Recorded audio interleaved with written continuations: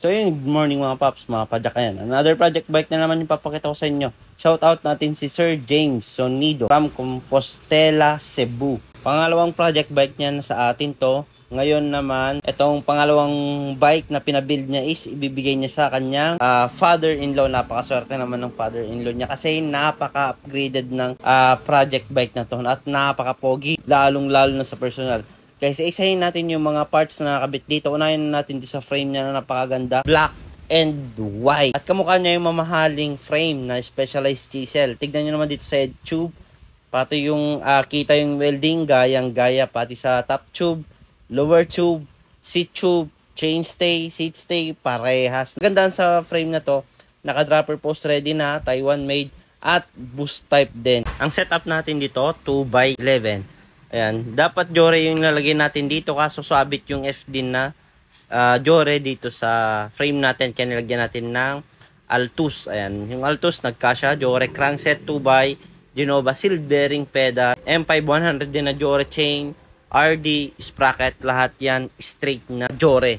Sabi nga ni Sir James, ayan yung gusto ng father-in-law niya, naka 2x11. Maxxis Icon fast rolling tire, ayan no, ang lilit ng lab. Naka Pops Pro 2 din tayo na rim, tubeless ready.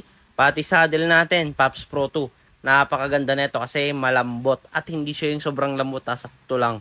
At kaganda dito meron siyang airflow sa gitna at the same time naka honeycomb design tayo na cover. Ayan, just in case na may tumusok sa baba natin is safe at naka-cover tayo ng hard plastic at naka-carbon seat post tayo na sobrang gaan.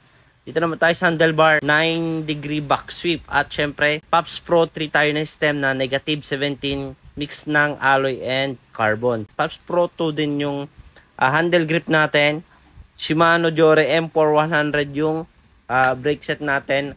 Alloy yung lever, syempre yan. Dito naman tayo sa fork natin. Big time. Ayan, RockShox Judy. True axle, boost type. Ayun, napaka-pogi na itong bike na to. Fully upgraded at napakaswerte ng father-in-law ni Sir. Naka-pillar spoke pa at naka-speed 1, 6 fouls, Evo na hubs. Ayan. So, ayan yung kabuuan ng project bike natin. Kahit saan nyo tignan na ang gulo ng bike na to, napaka-pogi. Kaya maraming salamat kay Sir sa laging pagtiwala dito sa Pops Bike Shop. Ayan, kung gusto nyo rin magpa-build yan, tawag lang kayo sa amin or mag-message kayo sa Pops Bike Shop. Thank you.